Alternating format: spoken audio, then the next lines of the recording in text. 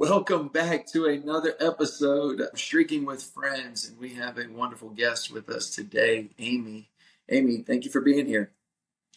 Yeah, thanks for having me. It's only my second podcast interview. Well, no pressure here. The main goal is to help you to feel more comfortable with kind of exploring some of those things that might be a little difficult, but yet creating a space that's comfortable. Yeah, thank you. Cool. So one thing that we try to do here on the podcast is just kind of give an opportunity for you to let us know a little bit about yourself, right? So when you think of Amy, give us an idea of who you are and what's important to you. Yeah, I was trying not to overthink this yesterday and this morning before jumping on here, so I could be my authentic self. I would say that I am a good friend, a good mom, someone who connects well with others. I'm very resilient and determined. Is a better way of saying stubborn. I'm someone who's in the last 3 years very much of a growth mindset and understand better how my mind works. And I've overcome some things that I didn't even know I needed to overcome to make day-to-day living inside my head and in my world just calmer and easier, and that I didn't have to use so much effort before. I have 2 great teenagers, a wonderful supportive husband. My husband and I had been in the Peace Corps years back, and I have just recently in the last year transitioned after a 25-year stint as a medical speech language pathologist. So I worked in the hospital, in outpatient clinic and home health, working with people who are recovering from strokes. They might have ALS, dementia, Parkinson's disease, swallowing problems that might go along with different head injuries, strokes, and all kinds of things. And it was very rewarding, but I got a little burnt out and tired of the corporate piece of healthcare, and really did a whole leap of faith and completely shifted what I was doing. That was one of the biggest, scariest things for me, because I had worked since I was age 16, never left a job without giving at least 2 weeks notice to prior job. Then 25 years in a professional career, and just left that without another job, and landed working at a spa and got into some different energy work, and now I'm a Reiki practitioner. That is incredible. So I hope to maybe spend a little bit of time with many of the different sections that you kind of mentioned there, but definitely speaking to your resilience to spend 25 years in doing anything is definitely a testament to that character for sure. So I know you had mentioned recently developing a bit more of a growth mindset, right? And doing some of this Reiki work and some of the things that you've done lately. But take me all the way back, because I'm guessing as a part of doing this, some things have resurfaced, right? Some experiences have resurfaced, some challenges have come back front of mind. Take me back to maybe early Amy, and what was some of those experiences that you feel like may have really shaped who you are and how you look at things, but you might not have always understood why, maybe until just recent. Do you mind sharing a little bit about that? Yeah, sure. Absolutely. So I have one sibling. I have a brother who is 4 years younger than myself. He was adopted in infancy and very much had a lot of difficulties with like ADHD, behavioral kinds of things, got into drugs at an early age, I would say in early middle school. We took up all the oxygen in the room for my parents. So that's something I've come to understand as an adult better, always having to manage things with him. And I was the A student, the good kid in the family, the firstborn. I didn't ever need anyone to tell me to do homework or study or ever tell me anything I needed to do. Just been very self-motivated and decide I want to do something and do it. And that's everything from getting out of college and getting an undergraduate internship, and deciding when I was finishing grad school I'm only going to apply for jobs in Alaska. I'm moving to Alaska and do that. And same thing with running a marathon or a triathlon. There's never been anything that I've wanted that I haven't gotten because I just do it. So even my husband, when we were leaving the Peace Corps, we were in the Peace Corps after having worked 6-7 years after college. And so many people in the Peace Corps are about like 20, 21 years old or 22. Like they just got out of undergrad. We had lived in Alaska and worked.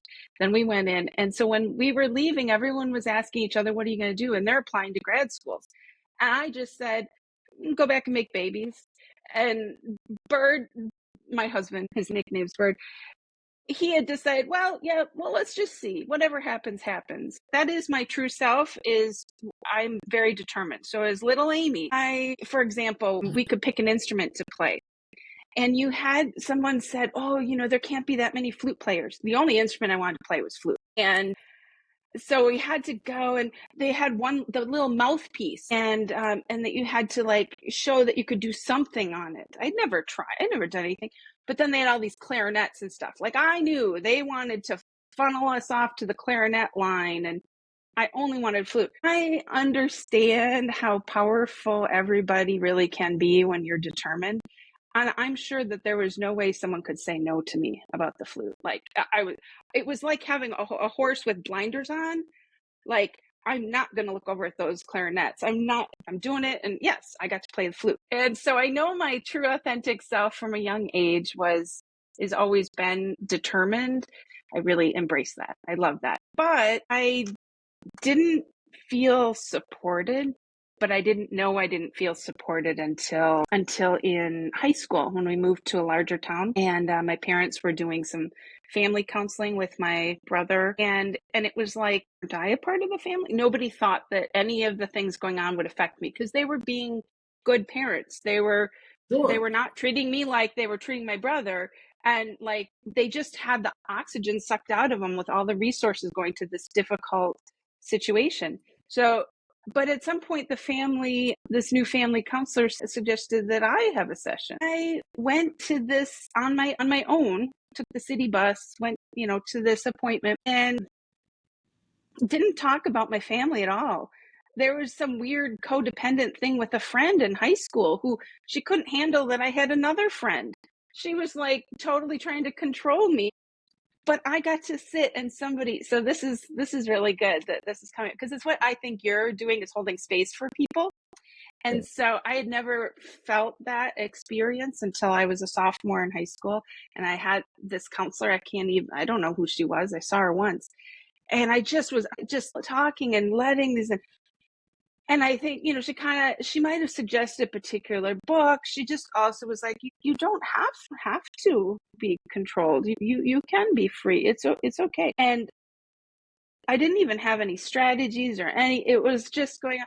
I walked out of there, and the sky had never been so blue. Like I literally, now I understood what people would say, like a weight off your shoulders. And it was like, I see the blue sky, like, my goodness. And that was incredible. And that my parents had understood that I was affected by things. And it was frustrating to not really be recognized for getting all my A's or whatever. It's just like, oh, there's one comment. The band teacher says you're talking too much. And that's what they bring up. I was livid, straight A's, never a behavior problem, all this stuff with my brother. And they're only going to mention and say out loud, what's up with that? So I remember feeling, kind of sort of left to my own devices, but not fully. Like, I wasn't neglected. I got to have a lot of fun with my mom and my dad, and we still did things. And you mentioned a second ago, all you really have to do is just decide that you're going to do something and you're going to do it. You're pretty committed in that way. Are your children similar in that, or are there maybe certain frustrations that you have with them as it relates to school or other accomplishments where they might delay or not do things as expedient as you would like them to be? No, they're very similar. My daughter is very similar to me, That's and amazing. then our son is also where he'd be more of the genuine silent streaker, like doing things and like, oh yeah, I've been doing that. He's much more humble than I am, just like my husband.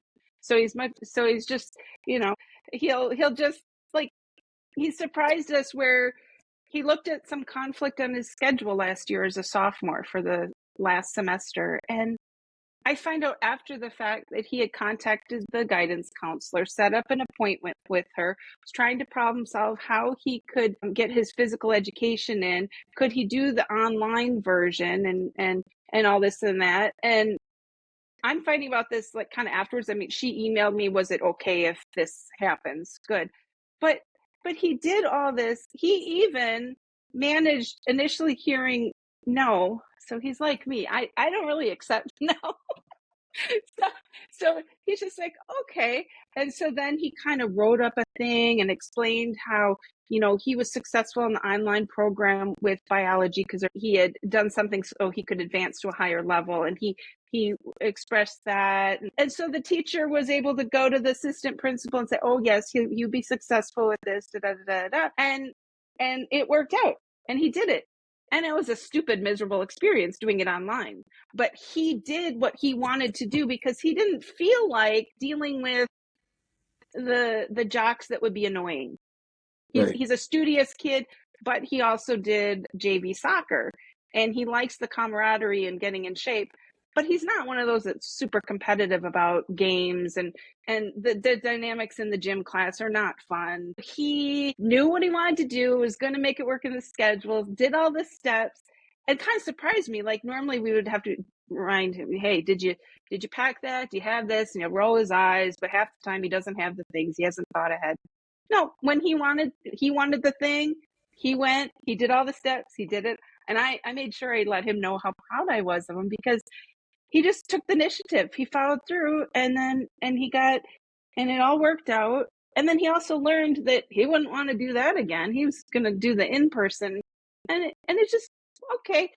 I felt very proud mama, proud parent moment where like, all right, my work here is done. Like he's going to be fine in college or onward or whatever, like you can go and when you need something done, it's important to you, you're going to do it.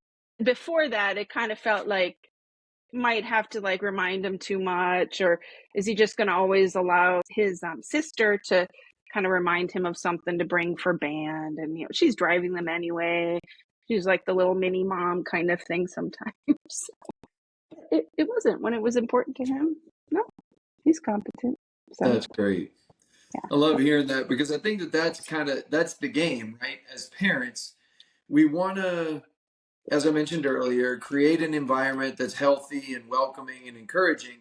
But at the same time, we also need to instill this urgency around independence, right? To have that proactive nature, that problem solving nature, that stick to itiveness, if you will, to make sure that the outcome that you, at least at the moment, feel like is the right outcome for you is the thing that you push for. Right now, in hindsight, now he would probably have not, like, to your point, not wanted to do the online version, but Right. that's okay because what's cool about that is he still learned all of the things that he had to learn as a part of going through that experience to get what he wanted. And so those skills will never leave him.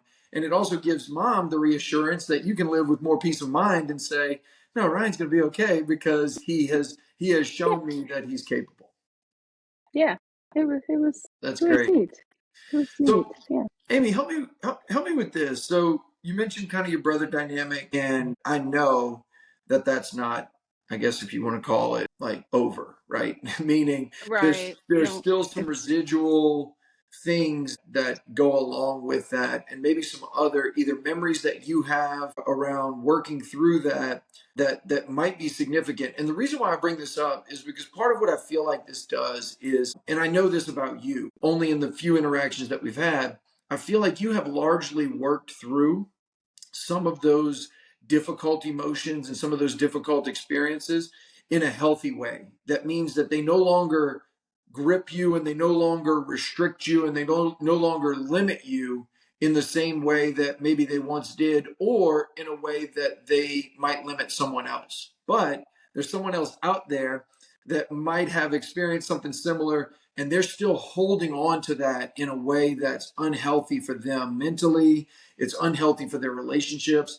And so, is there anything that stands out to you as I kind of go through that scenario that Mhm. maybe you went through something or experienced something as being a part of him, and then you had to work through it and it was particularly difficult? Is there anything that you would share there? Yeah, like I think this is all related. And I can say, yeah, cycling.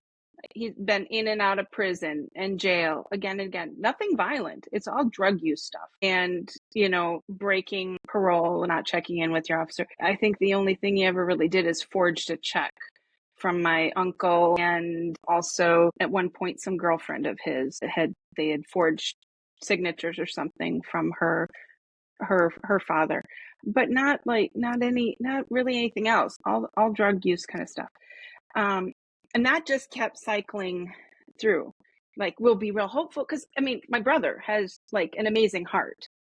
So like, he is the one that's going to help everyone, right? He's the one that brought me the little unicorn stuffed animal when I was in the hospital in 4th grade, after a surgery. He's the one that the DA in Wisconsin years ago, and this was about 25 years ago, was making an example of him,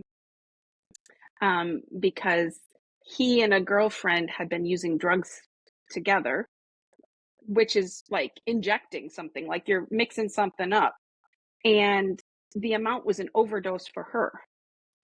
He rushed her to the hospital. And Wisconsin has been one of only like 6 or 11 states that don't have, reciprocity is not the word, but like forgiveness, where if you are high, you're using drugs, but you're saving somebody's life, getting them help, then you can be immune to having like charges against you in that moment. And Wisconsin didn't have that. So he saved her life, and he ended up being arrested and booked, and the DA wanted to say, we're really tough on drugs, we're going to throw the book at him and all this and that. So that was the beginning of anything that he was doing in jail, and maybe got a plea bargain and had to do some time, whatever. But so his heart's really good, and I've always known that.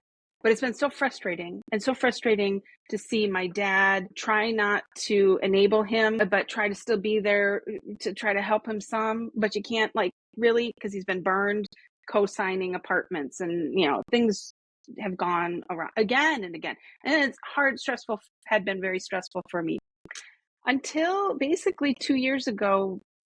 For the last 3.5, 4 years, I've actually studied with some people in groups online. It started like during the pandemic with sort of some mindset studying, yourself, and reading books and whatnot, and working on myself and understanding how I worked changed things for me. And the thing that changed, because I was always scared that he's going to die, he's going to have an overdose, my dad's going to get that call, like always this worry. And then also just like worry, chronic worry that, okay, my dad and stepmom are coming up to visit with, their grandkids here and us. It's going to get screwed. Oh gosh, now my dad got a phone call from Scott, now he's like stressed and about that. And it's always this being torn away. And here, come on, now we have time, we get to have time together. And I know my dad gets really wound up and upset about and stressed and, doesn't deal with it well. So this always happens all the time, always. Everything seems okay now, but when is it going to end up getting into drugs and arrested and the whole thing? Oh, he's got another girlfriend. She's not so good. He always has the bad, like, but all the different studying about how, conscious and subconscious, and how you can decide what you want to think and what you feed your subconscious. And you can, that goes beyond just affirmations and trying to be a Pollyanna, be positive, but Sure. actually reading from different authors and books, and studying with people that are wanting to, work on how your mind works, and realizing that by doing all these things, like getting into that, just switch to gratitude. Start making a list of different things you're grateful for. It has nothing to do, you don't have to be in a problem solving mode. This is going on. How am I going to help support my dad? How am I going to worry even more about my brother? How am I going to do this? And focusing on all the things I don't want. But you could just shift by going to gratitude and not even thinking about that piece anymore. Just saying all the things that, I'm so happy, grateful that, we're supportive of each other. We're having this wonderful visit together, while he's here with my kids and us, and everything is flowing easily. And just writing the opposite of what I was worried about and the negative and what I was thinking, but actually just all right, I'll just keep writing it down till I possibly kind of sort of believe it. And then all of a sudden it's I've written that a few times and okay. And then wouldn't you know, you'd have a time when I would think that the visit was going to be stressful. Things were beautiful. My dad was in a centered kind of calm mode. And I have come to realize even more how so connected we are. And, we're all breathing the same air. There's some other things that I can't explain. Nobody can really explain. But for me, I really needed to, I didn't know I needed to, but I needed to learn how to switch and how to reframe things, and that repetition was fine. You can study a book, you can keep rereading a section in a book. You don't have to do things the way you've always done it. And you can all of a sudden keep being surprised that, holy cow, I can't believe this is happening. And for me, I didn't know that I had chronic fear. I didn't understand. I didn't even know that you could just be in a fear mindset. I didn't know anything about that. And I think a lot of people do not know that you're operating from fear. And there'll be a lot of resistance. And it wasn't really based on any one traumatic thing. It would be irrational. Like we're in a very safe area. There's why did I sometimes feel kind of scared, I'd have to try to look outside before I open the door? There wasn't any reason for that, but it was just a pattern of worry and doubt and fear and just this habit and this autopilot. And when I filled myself up with other things and started, it just naturally, the negative and naturally that fear just started it just started falling away. And then I understand better what faith is. And I'm not talking faith in God. I'm talking just trust in myself, trust it, or that I don't have to spend energy thinking of things I don't want. I can just have faith that I have the right resources at the right time. I mean, mind you, today I was reminding myself consciously, the right things will come to me to say. Jason will prompt. I don't even know how I'm going to introduce myself. I'm just going to have faith in the process. So just faith in a process of practicing life, faith in, yeah. And then I learned how to have a strategy and overcome that, and then get on the other side and not be so wound up and tied to, what is my brother doing now? Is he going to be okay? And this is one of the longest times right now I haven't really had any contact with him in probably 5-6 months. And I've forgotten to ask my dad when I talk to him a couple times a week. I have for weeks, I haven't really asked, what's the update on him. And then last I knew, my dad didn't really know if he had a place to live where, because often he's kind of homeless or couch surfing. Probably was still working at the tree trimming job. Sometimes my dad will look up to see, has he been arrested? Did he break his parole and was he arrested? And sometimes, he'll get a call from my brother who keeps having different phone numbers. But I couldn't say all this 2 years ago and be calm. It is a different kind of feeling right now that he's on his path. I know my brother's true self is a really good heart, and he's seen friends die next to him, woken up using the same drugs, and he himself has been resuscitated, probably with Narcan. And he said he had an out of body experience and could see, and I thought, wow, that's got to be it. You got to be rock bottom. Got to be that you're not ever going to use again. Holy cow! Like you're not going to be on the straight and narrow. I mean, you're a tattooed guy who's had a rough life, and you can connect to people who need you to connect and help others feel that they have some hope. Like that's good, but still, like if he could just not end up with any drugs and um, have some friendships with people that are completely recovered, or just are not into that, not having a place to live, kind of barely holding it together. But and so I still hope and want and would like to envision all that. And I'm not, I would feel more hurt. Like I am always the one that reaches out to my brother, that I don't have that. I don't have that feeling. I don't have that feeling anymore. Good. And I haven't given up on him, but he's on a path, and our paths will keep crossing, and hopefully that they're, now that I talk about all this, I probably will at least try to find out what his current number is and reach out, again. But, Sure. And if you do, great. And if you don't, yeah, that's okay too, right? yeah, yeah.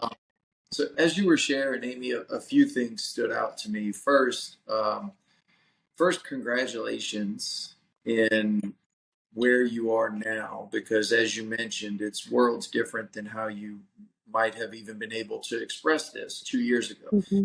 And I would even submit that maybe some of the work that you've done on yourself has had a real positive impact on your dad, right? Because he, from your perspective, is Mm-hmm. able to interact a little more peacefully, a little more comfortably, and Mm-hmm. to an extent have a sense of things that's a little more stable, whereas that wasn't the case before. And I would maybe even attribute some of that to the work that you've done, not only on yourself, but the way in which you look at things, right? The way that you participate in an environment, the way that you participate and engage with others has an impact on them, right?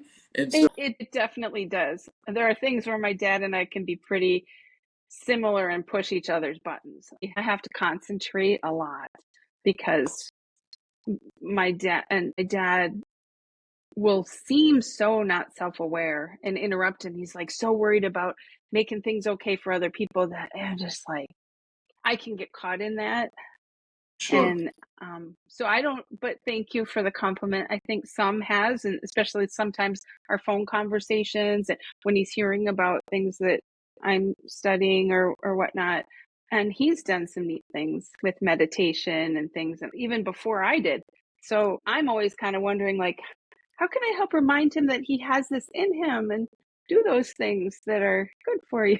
Right. You can't motivate other people. You could inspire, right? That's fair. Growth can be contagious though, right? It can be Mm, contagious in a way where if you are truly, right, exemplifying the changes that have occurred within you, right? Meaning that you're displaying in action what it looks like to be healed or what it looks like to have this new perspective, to be perched from that new place, right? If you're truly displaying that authentically and as accurately as you can, people are going to take notice, right? It's going to be attractive to them. Dad, husband, people who haven't seen you in a while, what's going on with, it's true. It's right? true. What's This going does on with happen. Amy? She That does seems so happen. settled. She seems so conscious, so aware, and so comfortable. And Mm-hmm. it may or may not prompt them to ask you about it, Mm, but regardless of whether they're willing to ask you about it or not, just your behavior has planted a seed within them to cause them to begin exploring and wondering and asking and hopefully observing, right? mm-hmm. Hopefully they say, she just kind of presented herself in such a way that was just so great that it's causing me to think about it now. And man, it just seems so nice. Like I would like to feel like that. I would like to Mm, have some of that. And so it rubs off on others in a way that they can kind of, pick up on that contagion. Because at the end of the day, to your point, it's unbelievably difficult, if not impossible, to stimulate desire in another. right? It's almost impossible to like delegate and say, I want you to care more about X thing. I want you to be more invested in this thing. That's rarely, if ever, an effective way to go about it. A much more effective way is to display the characteristics of the growth and then allow for them to be curious, right? And so that Mm-hmm. is something that seemingly that you've done. That's incredible. So, right, so you've been on this journey.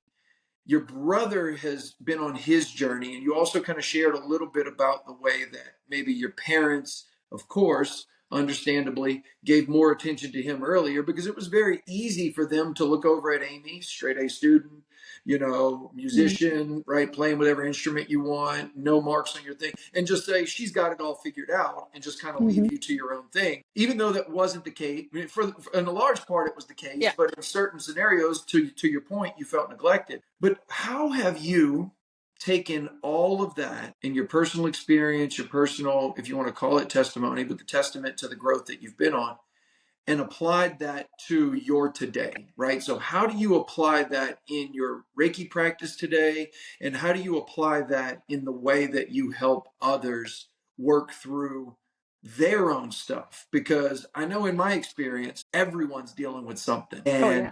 And I'm sure I'd love to hear what your experience has been in the time that you've spent in this practice.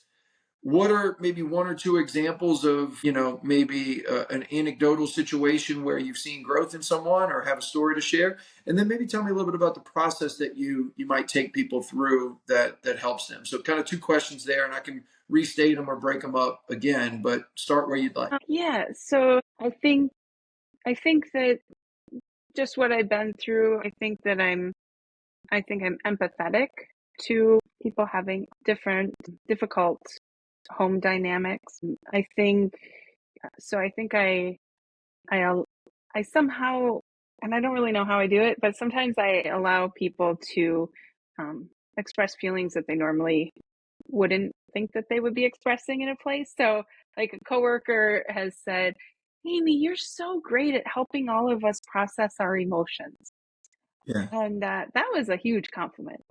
I think that that holding space. So I would do this one-on-one with my adult clients that had a stroke, and their loved one is there too, and I'm supporting them, right? And I learned this in my early 20s starting out. I thought that we had to be professional, have the mask and everything, and I realized, oh man, they're sharing something, they're going through this, and if I get a little teary-eyed, oh, that doesn't mean I'm weak. Like, I'm connecting. This is really okay. Whew, glad I learned that then, so that if any kind of empathy, like in tears, kind of came up with somebody who's looking to me for guidance and support with what they're doing, that's okay. That's the opposite of what I did as a kid, right? Everything's fine. I don't need anything. I'm perfectly fine. If I get fuming mad and upset, I stormed over my room, slammed the door. It hurt. It still hurt a long time processing this. Nobody ever came to check on me. So I always go and check on my own kids, but nobody came Sure. and checked on me. Hours later, it'd come out. You just kind of shove it away, right? When I you're shove it away, right? Come Yeah. out. Nobody ever asked me. Nobody ever processed anything. And so, yeah, it was just like, you have a mask. If you're upset, you go away. Nothing has ever been resolved. There was no resolution in the situation, the conversation, the event. So that again and again in my childhood is definitely, and then being aware of that, that it's okay to label your feelings. It's okay to say something that you might need. Like, it's okay to need some support or need someone to listen to you. It's okay to be upset. It's not going to add more stress to the family or whatever. It's okay to show that. So there's that. And then say, like with a coworker, when something was, months back going on, even though things got really heated and upset, it's I feel like I can see sometimes that true authentic in people, and just be like, I want you to, like, I want you to know that I'm like supporting you. Like, everything I'm typing out in this message, it might not hit right at that moment for them, but maybe they can look back at it I had a mentor that said, like, if you can't believe it, borrow my belief until you do. And so I have started to That's really, so I've only ever done that like once or twice, in the last, since I've kind of heard that. And it's like, it's like a very special thing. Like I'm not just going to be like, oh, borrow my belief, like just like water it down. Like, oh no, if there's something big going on, it's like, oh, but I can see that this is this vision that I can see how, you're so good hearted or good at this, or there's all this other stuff going on. But remember at the core, like, trust yourself. Like, if you can't believe it, borrow my belief. Right. And so I want to remember that when there's real important things to um, let people know that. And I think I do that without saying it too, because sure. so I think being able to express my emotions and being able to, my body language, my presence with people, it's okay for them to let their guard down a little bit to express whatever it is. And I keep fine tuning that, right? So like, I don't take that shit home with me now. I have a better, like, this is mine, that's yours, and we can meet here, and you can plant the seeds, you can hold space, and it's not my job to be all involved in how to help them figure it out. Like I would have gone all in too much with friends or acquaintances. Like I'd just be too into it. Like now I don't need to drain myself with that. I I'm 51. I'm just older and mature now. Just a little bit more. But I have friends that are in their 90s, literally. We're just practicing. all of what you said just now, Amy, was so great. And I relate to a lot of it. A couple of things that I want to draw out is a point that you made about communication happens oftentimes without words actually being expressed. So as you develop that intuition that has matured over time, right? That your ability to stay in that space and create that space for the other person, there's communication that's occurring in a dual direction type of way that is unspoken, right? You don't have to say anything. They don't have to say anything, but there's an understanding, there's a connection that happens without you actually audibly mentioning it, right?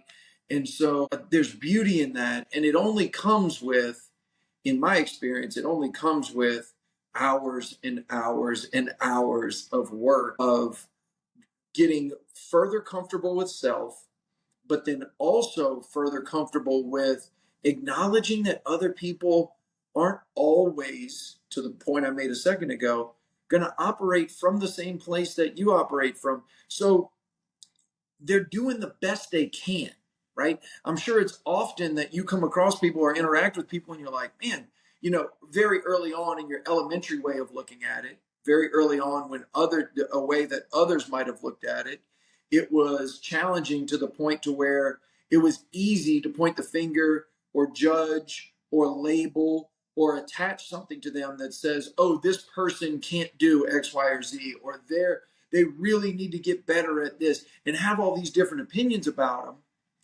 instead of, to your point, meet them where they are, create the space for them to express themselves. And through creating that space, once they express themselves, the amount of impact that you have on them is worlds better than if you would have come in guns a-blazing and told them all the things that they were doing wrong, right? And again, it speaks to why I feel like, and I would even submit this, I still do a poor job of communicating how impactful this podcast I feel like can be, and the message that I'm hoping to deliver, which is everyone's story is worth telling, and everyone's story is worth becoming more comfortable with, because everyone's story is inspirational once you realize that you've overcome so many things and you don't need to continue to operate from a place of judgment, right? Like you don't need to operate from a place of pointing fingers and placing blame and looking for a scapegoat. And all too often, we look back into those pages of the past and say, who's the one that wronged me, right? Who's the one that, who's the one that's responsible? And who's the one, right? You're looking for this villain, when in truth, it's our opportunity to grow through that experience in a healthy way and say, that thing occurred. I observe it objectively. I recognize that I wasn't quite prepared in the moment to deal with it maybe the way that I would deal with it now. But now, from this new place of maturity, now I look back and just recognize that I wouldn't be who I am today had it not been for going through that, right? And so it's this beautiful dynamic of working on self, allowing others to work on themselves, inspiring and encouraging others to work on themselves, and just kind of enjoying that space with them. And in your role, you're in a great position to be a facilitator of that, right? You're a facilitator of that for others. Well, yeah, I mean, I would say more so what I even realized more is that, right, people are more same than different. And we're all the same with how our mind heart cohesion, like we all do things from feeling. It doesn't matter if you're like, I'm an engineer, I do the practical decision.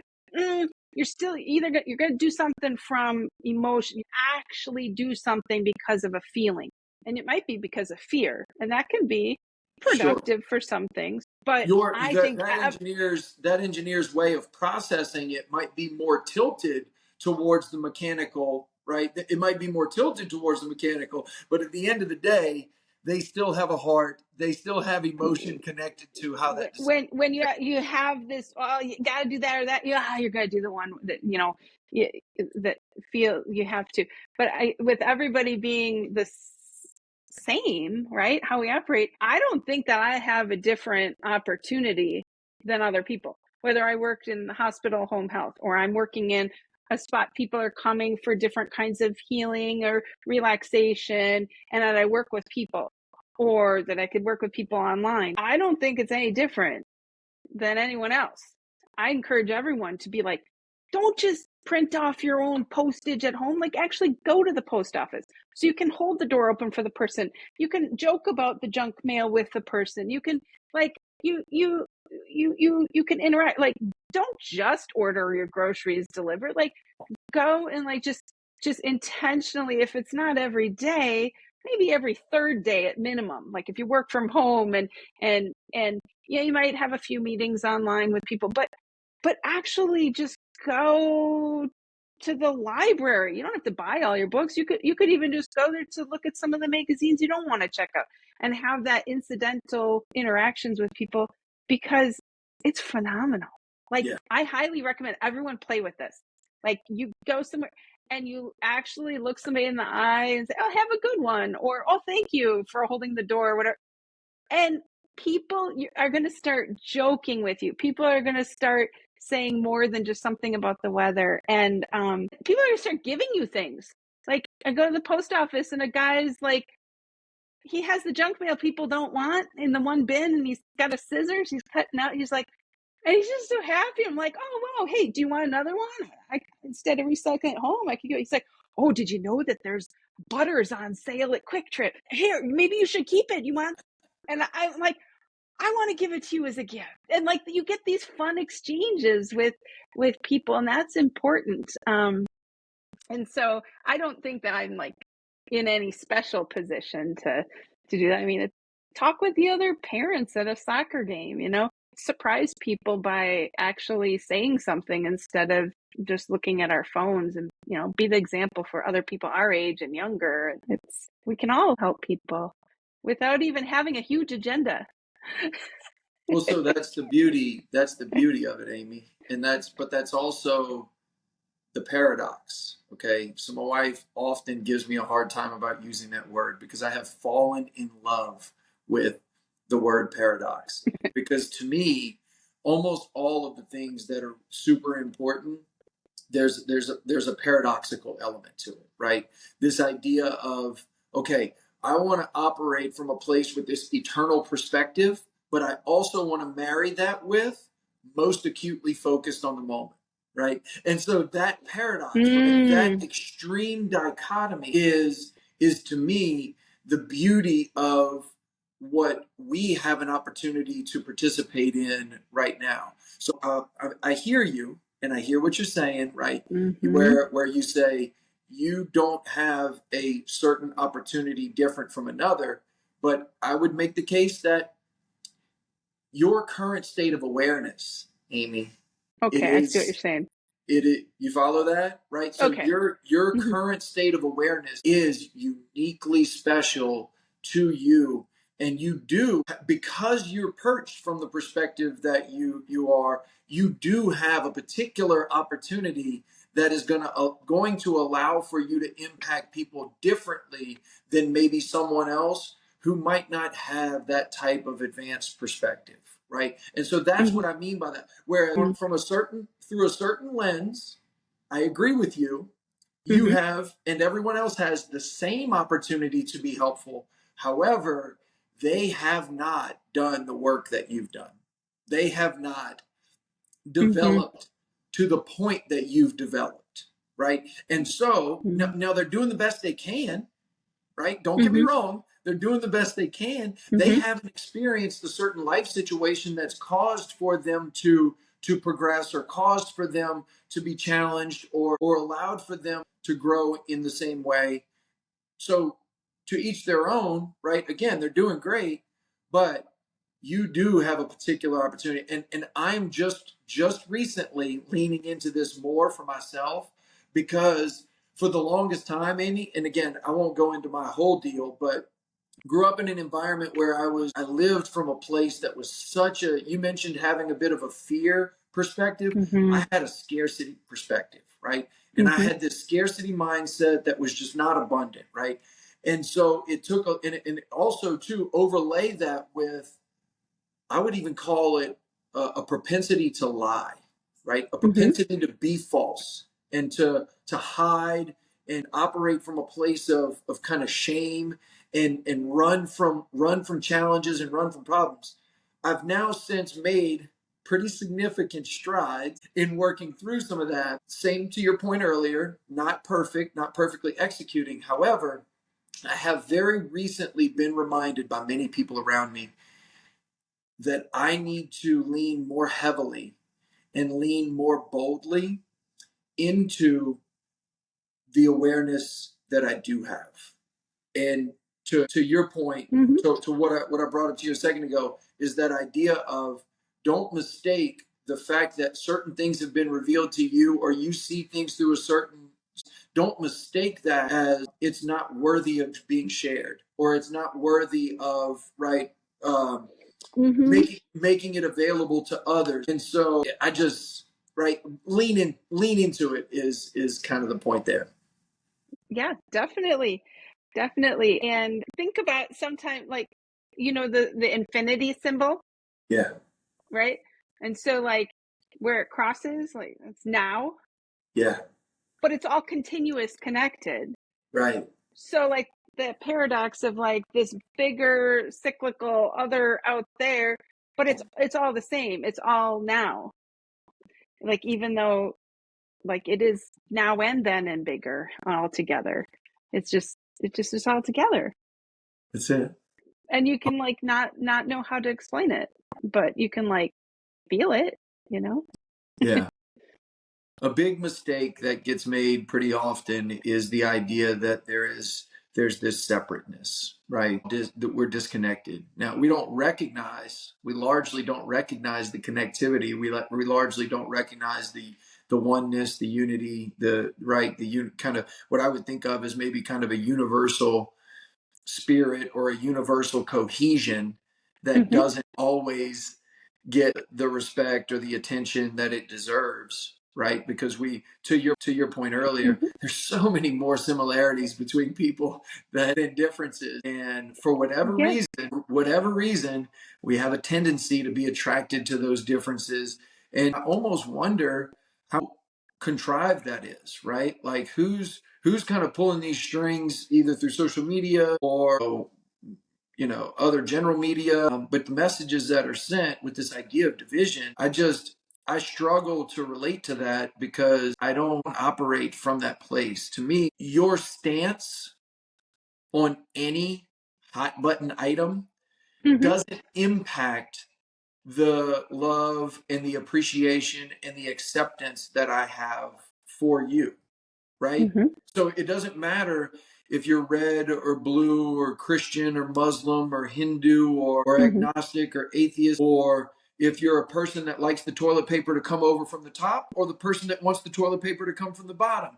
None of those things matter when it comes to the respect and appreciation that I have for you and for this interaction and for this moment. And when you grow to that place, this whole experience just becomes so unbelievably peaceful. And Easier. So yeah, easy. yes, And then it's like, I'm like, all right, okay, Jason's not selling some religion, like, and I can feel he's authentic and true. I gotta go on the podcast so I can get to know him better. And yeah, like, that's what I want for my dad. That's what I want for other people, to be able to experience that peace, and then peace of just like mind. Peace more of laughter, mind. and just like, and like, because there's all those things where people will be like, oh well, just go with the flow. It's like, what do you mean, go with the flow? Like, I couldn't go with the flow. Like, there were other things to do with the mind and how you think about and your perspective, and how, and having other experiences, or even just recognizing that you're having little positive experiences. Like, most of the time people are only rehashing all the negatives in the day, I which know. is like, but it's just habit. We're just a habit. We are creatures of habit, but we can, it take you a long time to learn how to tie your shoe when you're 4 or 5, because of all the practice and repetition. So just decide what it is that you want to practice and repeat so that you get better at it. And that's what's like, what then, you have to decide what it is that you want to improve, and then just keep repeating it, right? And then like your whole, like, streaking, right? You're just, then, like, little things are going to kind of add on, and maybe not rate exactly with that thing, but because you have this pattern, all of a sudden you're stacking different things, because that's just sort of automatic in this good thing. And then I'm open to other, what it feels like to feel good, and so I'm open to that. So then there's this other little thing, and it doesn't have to be, I'm doing this to run this race, I'm going to accomplish this giant thing, but you can create new habits. You can learn how to talk nicely to yourself in your own head. You can learn how to notice the good and express the good, and you can do things that are little, that maybe other people aren't even going to know you're doing, because you're just silently streaking, you're silently doing this new little thing.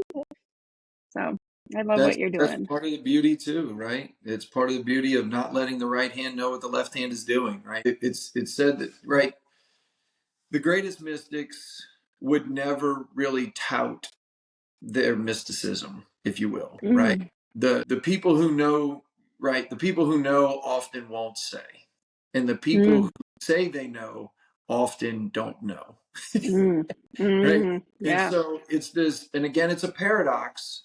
So that's why I love that word, because it's a paradox of this really great appreciation for what is, but at the same time, it's a subtle desire to grow and develop, right? But if there was a tilt, if there, and I like to use the framework of anchoring, right? If I were anchored, I don't want to anchor myself in growth and success. I want to anchor myself in appreciation of acceptance of this scenario, with sprinkling in perpetual and ongoing growth, right? Write that down. That's one of your little, like, course segments in your academy, It future one. is. I need to go film that. You're right, and I will. I'll capture that. Because think about the alternative. If you anchor yourself in growth, which growth can be perceived as healthy, and it is, but essentially what you're doing is you're overwhelmingly focusing on what you have not, right? As opposed to anchoring your attention on what you have and what is, right? And so the majority of people that live with this anxious mindset, with this anxiety, with this, unhealthy anticipation, both of good things and of bad things, Yep. you have this forecasting, there's this forecasting thing that is, if I'm always looking so far into the future, then I have this emptiness that's right, that this unfulfillment, this lack of fulfillment, this void that gets created in my right now. As opposed to flip that on its head, recognize the beauty of the moment, recognize the beauty that we have right now, and then sprinkle in, oh yeah, as I have a greater appreciation for all of this great, joy and things in my life, the natural progression is going to be a bit of an ascending process, right? It's going to be a bit of an ascending journey, to your point earlier, right? That maturization, that maturity, that development in maturity is just going to happen. You mentioned a second ago, you said it just kind of seemed to happen, right? Those negative things just kind Negative of things, fell off. They just fell slough off. off or whatnot. Yeah. Yeah. Yeah. And that's really, really fun to see happening with other people. I'm excited because I've been a part of a really neat group that was online. I hadn't met the people for a few years. Then I met a number of them in person in California. But it didn't matter if I never met them in person. We had such this neat connection because you were studying these books and interacting, and like somebody be like crying and sharing something and about how they're changing and how they're thinking and different things that they notice, and like you get to laugh with people and also see other people have those, like, I didn't need to be doing this so hard. How did I almost accidentally start doing something a different way, not doing but thinking about something in a different way made Right. all the difference. And it was because but you have to do something different to get a different result, right? So, but Sure. thinking about something differently in a different way is also how you really change how you're going to be. I'm going to make a quick plug for the Anchor Academy, but also for the Anchor Habit concept, and share what my thoughts are on it.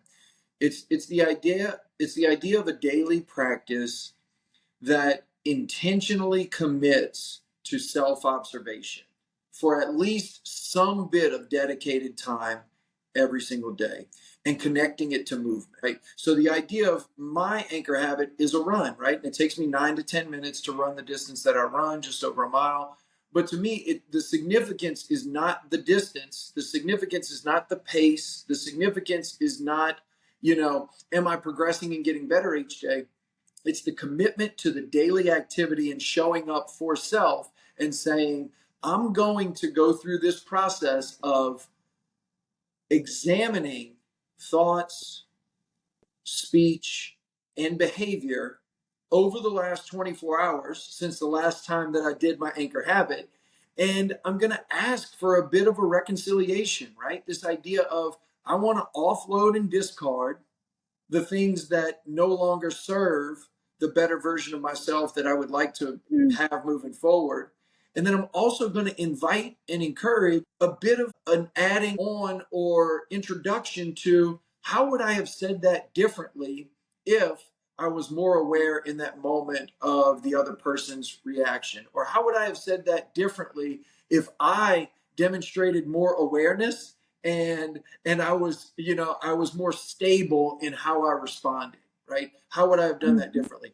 And to your point, slowly but surely, almost without notice, what's going to happen by shining a light so brightly on yourself, those changes are going to happen by accident almost, right? It's something that just happens. And so, but the key component to me is the commitment to the daily, right? It's the commitment to showing up every day and having some type of tracking mechanism. And then, as small as you and I's community is right now through the Anchor Academy, I have a sense that it is so valuable to those that would also agree with that philosophy, that I know that it's going to catch and have more of an influence moving forward as more people join. Yeah. I'd be curious to know, Amy, what are your thoughts so far? So you're like, what, 90 days now. Is it? Probably about that, Yeah. yeah. Tell me about your experience so far with the Anchor Academy and kind of the Anchor Habit concept. Well, I was just like, well, I'll give them a year. And so I'm like, sometimes people are going to get tired of seeing a picture of me and my dog and my little, I went a mile again. And so, but I'm just doing it anyway, just doing that anyway. And then I think it's fun to add something else, like different locations. And so I like sharing some pictures. And then I was thinking in the last week, like, hey, I'll just throw some little like inspirational thought that came up for me on my walk or something like that, or in my day, because I think that that's what some of the intention is for the academy, is like, sharing some of those thoughts. So I personally, a gratitude journal that has like even just writing down like 3, 4 things that I'm grateful for, 3 things that went well yesterday, some kind of priorities for self-care for myself, and then an affirmation, like, so that's in the here and now, what you're grateful for, or something that, experiencing. So I want to transition a little bit, Amy, and what in your Reiki practice, right? So I want to think about what brought you to wanting to do that, what kind of inspired you to get into it, and just tell us a little bit about your practice. So I had received a Reiki session from a friend of mine about 30 some years ago, and I didn't know anything about it. She had just learned and was attuned, and she's lightly touching, barely touching. I'm lying down on a yoga mat, and I was seeing colors and felt different things. So, then go by, finish grad school, move to Alaska, and I'm working in a hospital. And there was a hospital chaplain. I think her name was Charlene. It was non-denominational chaplain that just, meets with people. Sometimes she'd put out a sign on the door. It was like healing hands. And she was going to do her healing hand session. And I was very intrigued by this. Like, well, okay, this is just like some mainstream. It's okay to do this. But this is interesting. So I've been exposed to some energy work also back 30 years ago, which is interesting. I had like a point holding session. So it's also kind of this like, and there's this guy named Omar, this is phenomenal how things I feel like I'm where I'm supposed to be, because there's all those synchronicities happening. I love that. My daughter and I went to a small little like metaphysical health fair thing. It was really small. It was like, whoa, about an hour away in northern Michigan. Came around and was like, Omar, oh my goodness. And so he had never been to that part of Michigan before. I haven't seen him in 32 years. And we like reconnected, and I'll probably be talking with him sometime today or tomorrow. And he does all kinds of like energy work, healing and things. So I'm just saying that I just was open to this for a long time. And then when I left my job, I was working at a spa. There happened to be a woman that came to do some other kind of training, but she also does Reiki. And I liked her presence. I liked that. And so I reached out to her, and she did some online Reiki training and attunements.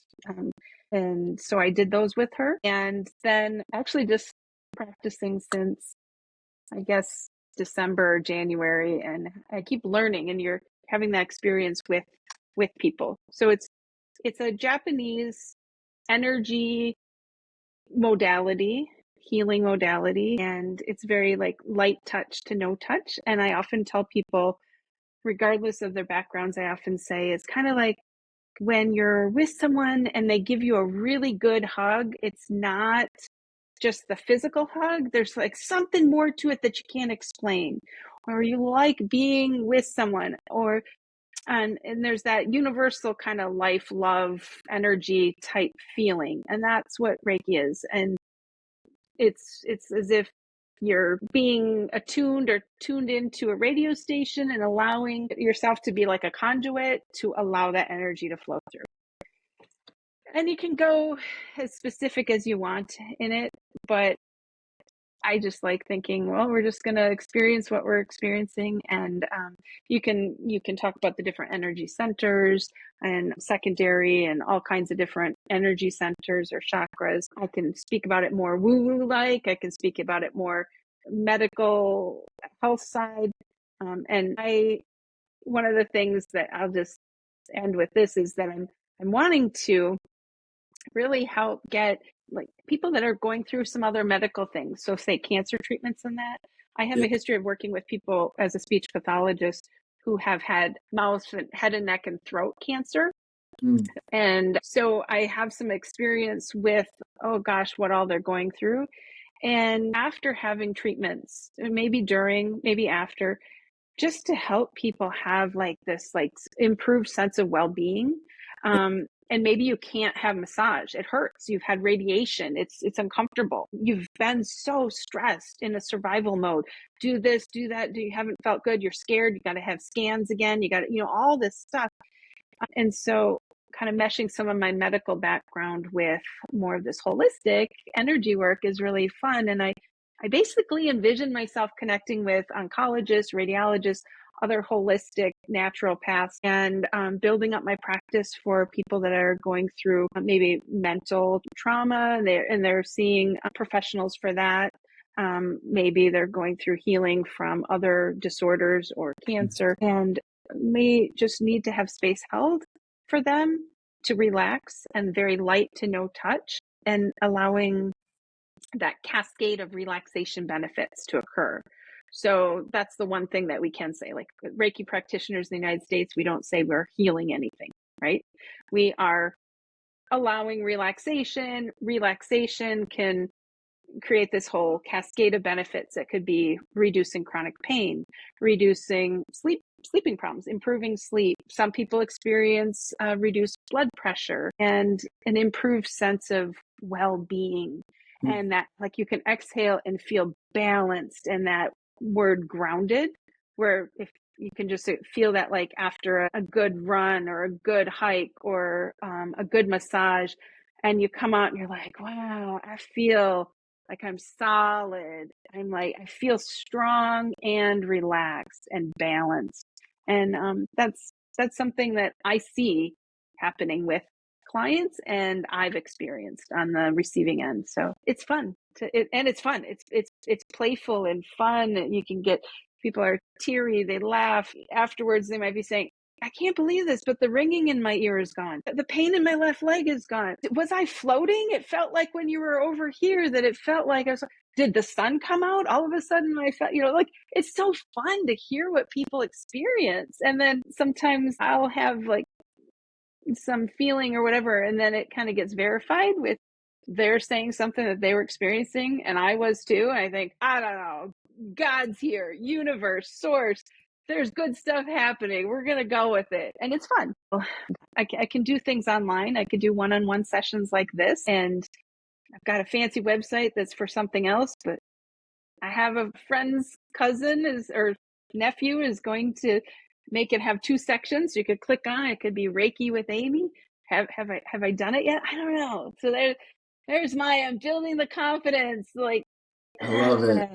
I don't know. I'm procrastinating some. So you definitely have the support of the Anchor Academy community and the Anchor Habit community. We support you in any way possible. So I want to be able to direct folks to you. And so whatever that looks like, as far as how you would like for them to be in touch with you, at least just get that to me and we'll put it for sure in the show notes. One thing I want to draw out of what you just said, and it does kind of share a bit about kind of how I look at things.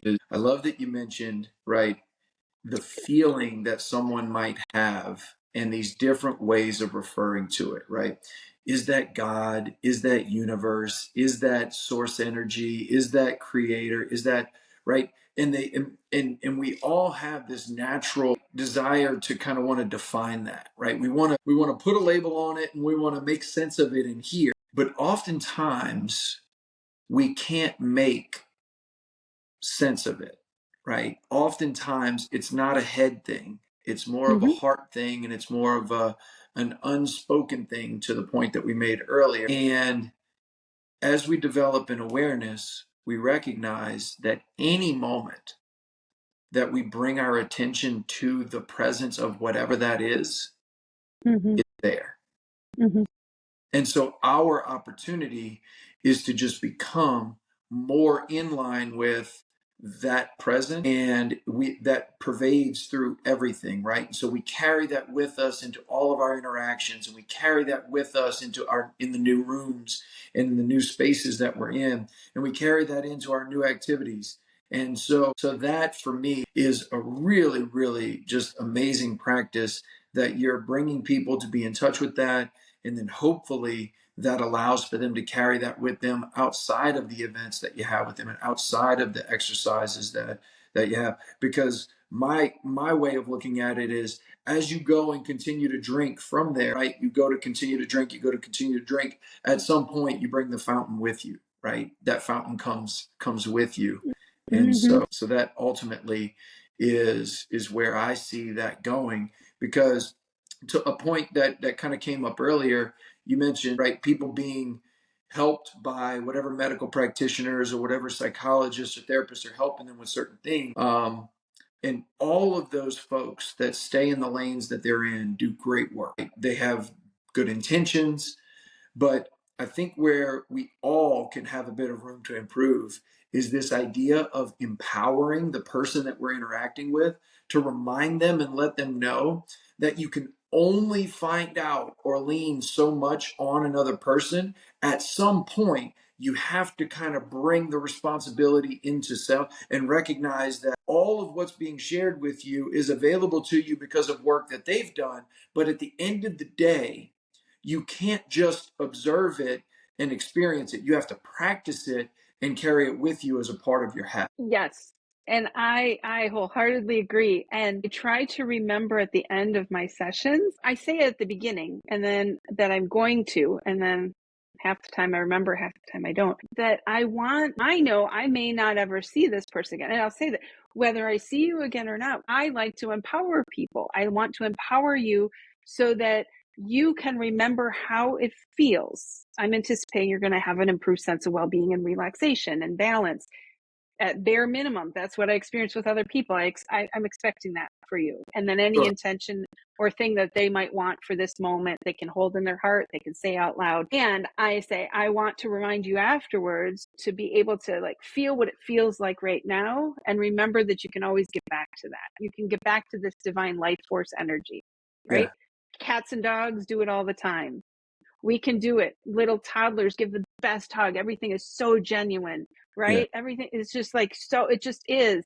So when you can remember what it feels like to feel really good for after Reiki session, or what it feels like to feel really good after you were like having a really sweet interaction with your kid, and you're like, just it's important just to remember to notice and be aware of that feeling, and that you can get back to it in your imagination, in your mind, and you can get to, and that's what, if we're feeling that love, if we're feeling that good, then we're just that's going to keep spreading. And that, I mean, that's what love makes the world go round, right? That's exactly right. We must become like children to enter the kingdom. That's how it works. What's the beauty of a child? They are so invested in the moment, right? They're so invested in what's right in front of their face. And it's often difficult for them to project out into the future and anticipate things next week. And unless you ask them, they don't just sit there and ruminate on memories, right? They don't just sit there and ruminate on old stale things. You have to kind of prompt them and ask them about something, and then even then they struggle. Why?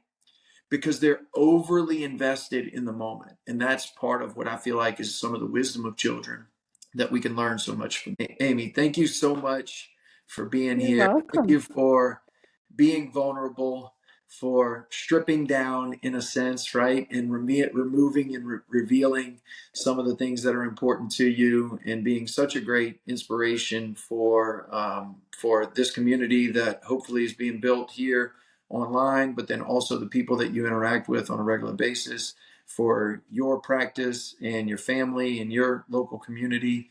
Thank you so much. Any last words, any last thoughts that you would offer? Well, thank you for having me and letting me go on and on and on. And it's great getting to know you better. And Yeah, good things are happening. Good things are happening. Just notice them. Be a part of them. Yeah. That's it. Great, Al. All right. See you soon. Peace.